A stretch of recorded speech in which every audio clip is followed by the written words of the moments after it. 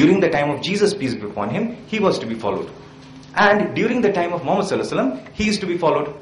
So Islam says that for salvation, you have to follow the Prophet of that time and follow the guidance of the revelation of that age.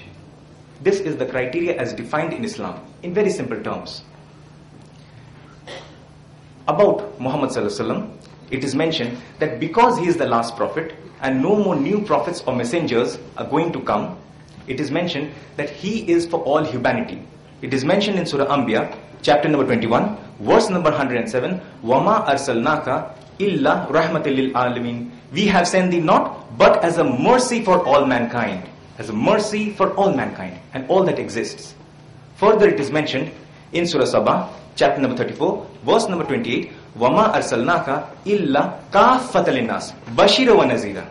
That means we have sent thee not, but as a universal messenger, giving glad tidings and warning them of sin. But most men, yet they do not know that Muhammad sallallahu alaihi wasallam was the last prophet and messenger of God.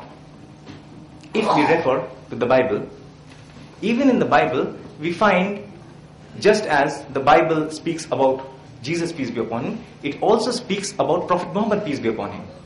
There are various prophecies in the Bible which indicate that Prophet Muhammad, peace be upon him, is the last prophet and the last messenger. And during his time, he is to be followed. For example, if we refer to the book of Deuteronomy in the Old Testament, chapter number 18, verse number 18, the prophecy says, I will raise them up a prophet from among their brethren like unto thee, and will put my words in his mouth, and he shall speak all that I shall command him.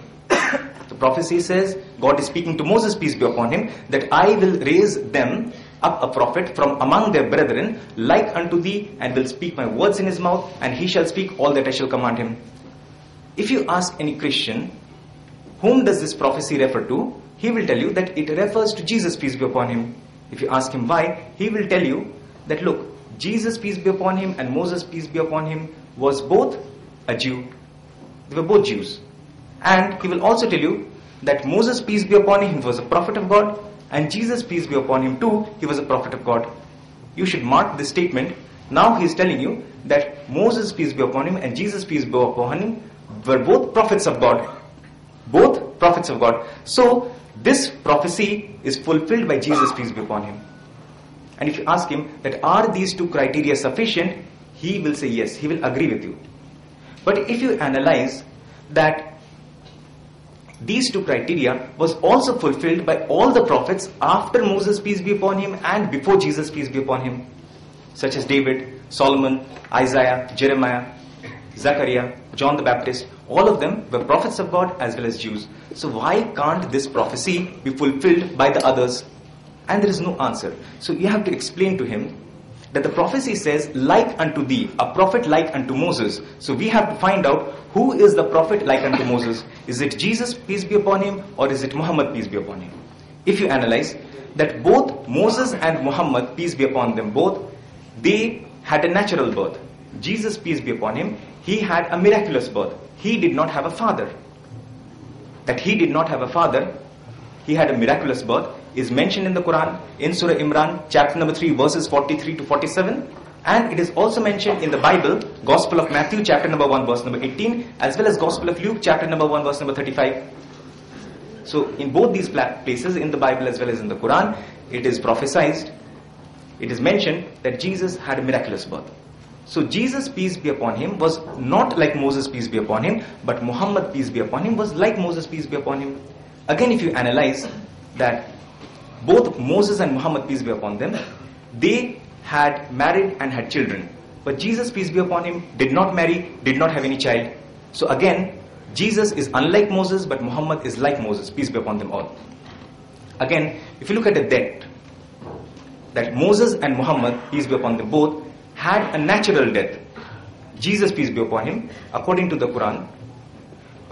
I'll come to this point, but before that we take a break. In the sense that once I was having a discussion with Bishop, and he said that 90% of Islam and Christianity is common. The exact percentage may be debatable, and he is a scholar, I don't want to argue with him. I'm only a student of Islam and comparative religion. He said 90% of Islam and Christianity is common. But when we do analyze the Bible and the Quran, we come to the understanding that indeed a lot is common. Indeed a lot is common. There are a few difference of opinions. This is one such place where there is a difference of opinion. So, I was quoting that the death of Muhammad, Jesus and Moses, peace be upon them. Moses and Muhammad, peace be upon them, both had a natural death. But Jesus, peace be upon him, according to the Quran, Surah Nisa, chapter number 4, verse number 157, Allah raised Jesus up unto himself. He was raised up alive, he did not die. But as you heard during the talk of Bishop, that he says that the Bible claims that Jesus died on the cross. That Jesus was crucified on the cross. In either case, he did not die a natural death. That is agreed or not? Whether he was raised up alive or he was crucified on the cross, it is not a natural death. Agree or not? Agree. So, what we realize that again, Muhammad and Moses, peace be upon them, they were similar. Muhammad, peace be upon him, was like Moses, peace be upon him, but Jesus was not like Moses, peace be upon him. All these and many more references and commonalities prove that the prophet like unto Moses was referring to Muhammad, peace be upon him, indeed. And this was only one part of the prophecy. The prophecy also says from among their brethren. And we know the children of Ishmael and the children of Israel, the Arabs and the Jews, they are like brothers unto each other.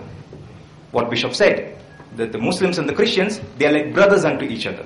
And it is precisely for this reason that I started my talk with a verse of the glorious Quran from Surah Maida, chapter number 5, verse number 82, which says, وَلَتَجِدَنَّ أَقْرَبَهُمَّ وَدَّةٍ لِلَّذِينَ آمَنُوا الَّذِينَ قَالُوا إِنَّ نَصَارَى. I did not explain it then, I'll explain it now. And nearest among men in love to the Muslims are those who say we are Christians. The Muslims and the Christians, as the Bishop agrees, they are closest to each other. Islam and Christianity are two faiths which are closest to each other. That is why Allah subhanahu wa ta'ala reveals that nearest among men in love to the Muslims are those who say we are Christians. So they are close to each other. The point that I was trying to make is from among their brethren, if the last prophet or the prophet of Deuteronomy 18:18 had to come from the children of Israel, from the house of Israel, then it would have stated from among themselves, not from among their brethren, indicating that the prophet to come is from the children of Ishmael.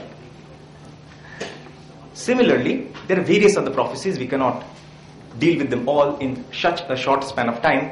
What I'll say, that this prophecy of Deuteronomy chapter number 18, verse number 18, it can be related to Gospel of John chapter number 1, verses 19 to 21. In these few verses of Gospel of John, 3 questions were asked to John the Baptist, Yahya alayhi salam. The 3 questions were in this order: art thou the Christ? He said no. The next question, art thou Elias? He said no. And finally, art thou that prophet? And again he said no. Which prophet? That prophet. That prophet means the Jews were awaiting a prophet, the prophet of Deuteronomy 18:18. Because we know John the Baptist, he was a prophet, peace be upon him, he was a prophet, he spoke the truth. Because he was neither of the 3, he denied on the 3 occasions.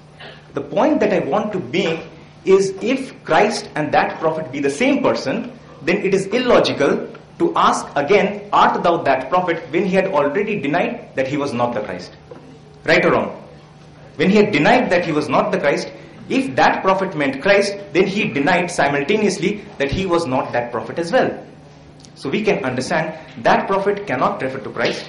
There are verses in the Bible referring to Jesus, peace be upon him. I do agree with that. But there are also verses such as these which refer to Muhammad, peace be upon him, in the Bible, just as it is mentioned in the Quran. If we refer to the New Testament, Gospel of John, chapter number 14, verse number 16, we find a word comforter.